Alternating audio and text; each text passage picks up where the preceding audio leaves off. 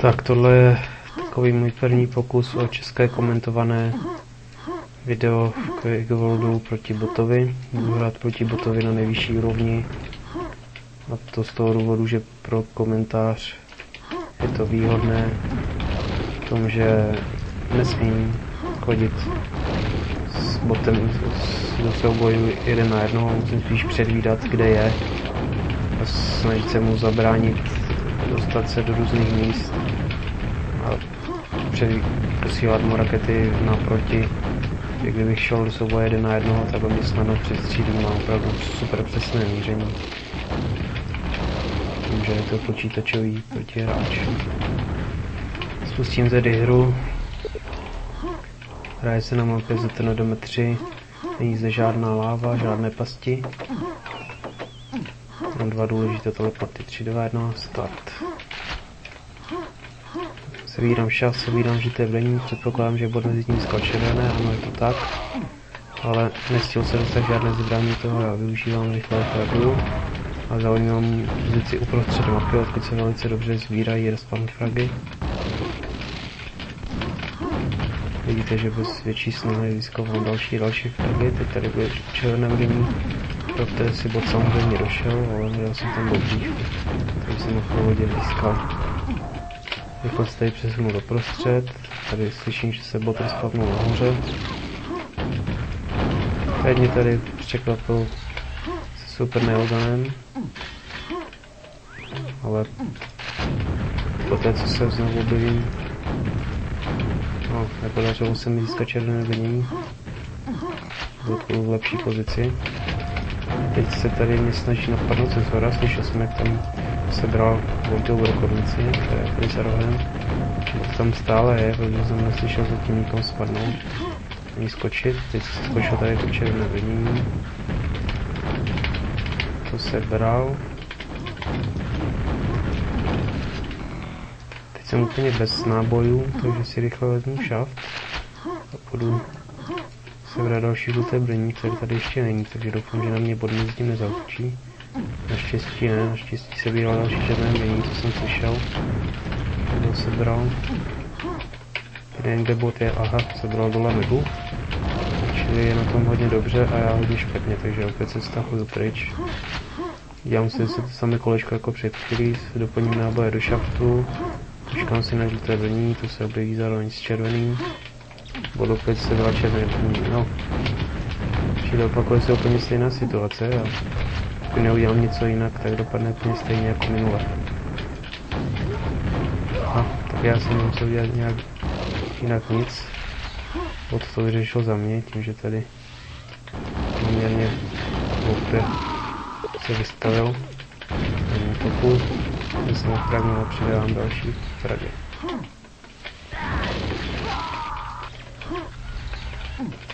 Mám sice málo zdraví, ale nemělo by to ničemu vadit, bylo to chod se štěstím. Ale viděl jsem, že bot nemá žádné brnění. Tudíž to je zase nebezpečné, mám málo zdraví. Bot mě trefil, takže možná trefím granátem, to se nepovedlo. Bot velice dobře uhýbá. Teď držel 2 přímé zásahy raketou, teď ještě střelil raketu o mě, to taky přežil. Tady jdu pryč, nemám skoro žádné zdraví. Červené brnění rychle seberu rocket jumpem. Červené brnění jsem získal, frak už nikoliv. Myslím, že tady vody dole, byl tam. Byl jsem tady rychle propil. Tohle byla chyba, tohle žluté brnění jsem si měl lépe pohlídat. Mě tady bot ohrožuje. Mohl bych získat další červené brnění, protože bot musí jít spodem, zatímco já můžu. No, kdybych měl raketomet, tak bych výběrka mal. Raketomice neměl, takže to byla z mé strany hloupost. Bot spadl dolů, jasně to bylo slyšet, sebral mrgu, čili teď je tady. Si na něj trošku můžu počkat, protože vím, že už nemám moc zdraví. Během rocket jump, abych se rychle přesunul tady do horní části mapy, tady si na bota počkám a vedlo to ke fraku, vyplatila se tahle akce.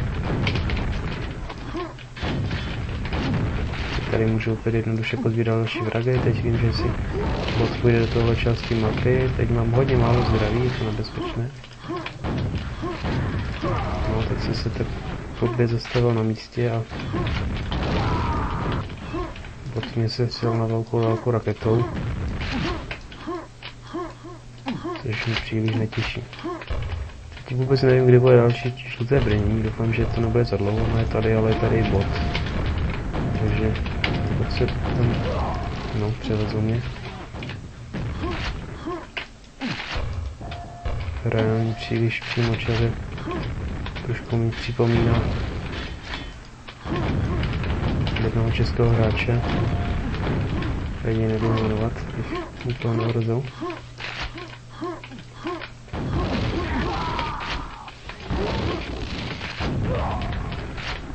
Teď mám šaft, čili ve značné výhodě, tady bot nemá ani zbraň, takže když mám žluté brnění, tak se můžu dovolit na něj útočit. Mi podařilo ukrást mi červené brnění, ale neměl by být problém ho opět fragnout, teď jsem navíc získal megu. Teď to je nebezpečné v tom, že jsem ve špatné pozici, no, nepodařilo se mi na bota počíhat. Přece jenom z jeho počítačovými reakcemi se nemůže v mé reakce měřit. To je zase nevýhodná pozice, nemám jak udělat splash damage, naštěstí jsem podařilo fragnout. Teď má bot shaft a je tady zraven, což je zase nepříjemná situace. Naštěstí se rozhodl, že si půjde pro žluté brnění a teď tady ten návrat se mu nepovedl. Teď nevím, kde je, buď je tady dole, anebo přijít tady odsaď. Teď je vůbec, jo, teď jsem slyšel, že je někdo dole u šaftu. Takže mu tam pořádně naházím granáty, aby si to tam užil. Vůbec nevím, kvůli od toho šaftu chci odejít. Teď jsem si špatně myslel, že mám šaft, a místo šaftu jsem vystřelil z granátometu v ten rozhodující okamžik. Naštěstí mě bot jen toho nefragnout.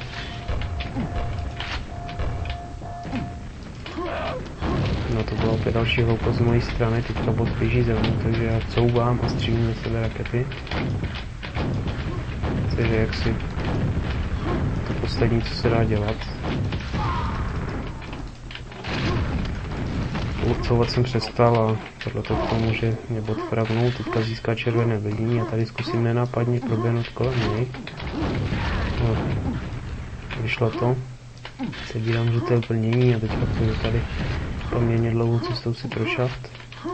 Jsem slyšel, že bot několik spadl dolů, čili by tady na mě mohl číhat. Naštěstí tady není, ale když se prozradilo vystřelil raketu, takže tam radši nepůjdu vůbec.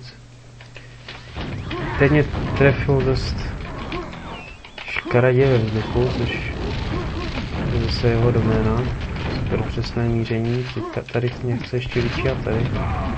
To už právě bylo moc, jako. Tam ležela zbraň mého souboje, díky tomu mohl odrazit můj útok.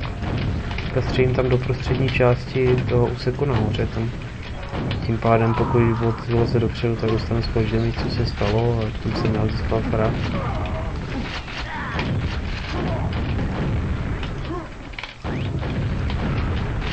Teďka využívám toho, že mám více zdraví, více brnění.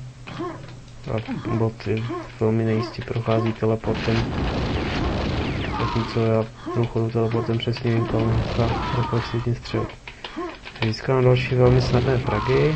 V prostřední části teď vím, že bot bude skákat pro červený brnění, tam se skočil. Takže naštěstí jsem ho tam ufragoval. Už jsem se bál, že skočí a běhne pryč.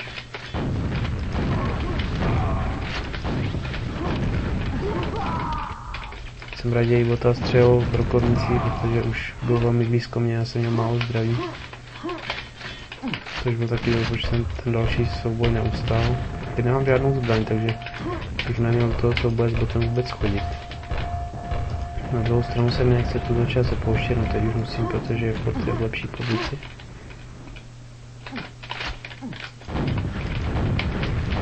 Teď se tam sám sebe poměrně dobře nachytal. Jsem stál pořád na tom červeném brnění, abych ho sebral okamžitě po té, co mě bot ubere brnění pod 200, co se stalo. Pádem jsem získal další červené brnění. Ani už nevím pořádně, jak přidám další fragy. Jsem slyšel poté, že je tady nahoře. Tato mapě je opravdu důležité být vždycky uprostřed a poslouchat, dokud se bod objevuje. Můžete rychle přidávat snadné další fragy. Když si nezpozvírat nějaké zbraně. Vidíte, že tohle je tak bez problémů.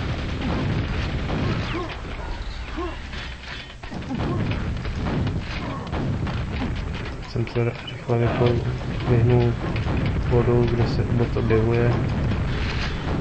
Když tam byl v momentu, kdy tam přecházím, tak by to bylo okamžitě fakt pro něj. Kdybych dostal tohle frak. Frak končí 5, 4, 3, 2, 1. Pod ještě se bral červené brnění a prvnou měli ognem. Celkově se mi hrála 42 ku 14. Není to nějak ohromující skóre, proti botu by se na téhle mapě dá nahrát daleko vyšší skóre. Ale špatné to také není.